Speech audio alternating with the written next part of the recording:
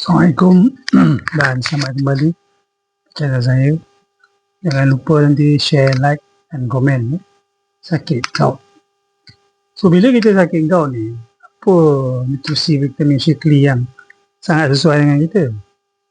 Tak lain tak bukan ialah omega 3. Omega 3 dia mempunyai anti-inflamasi yang kuat untuk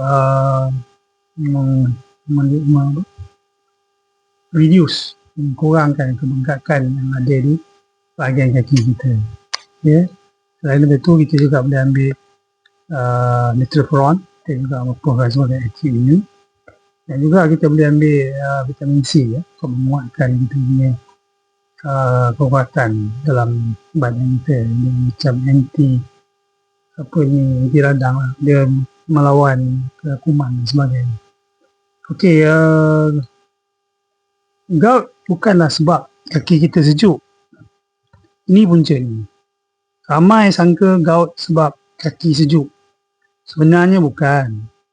Gout terjadi bila uric acid membentuk kristal keras pada sendi.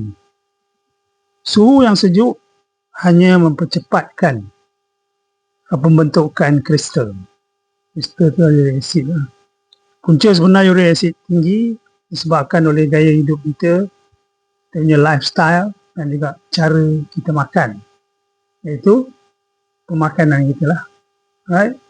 Kita suka makan udang, kita suka makan lobster bakar lobster. So ini adalah punca purin tinggi. Ini boleh menyebabkan berlakunya gout.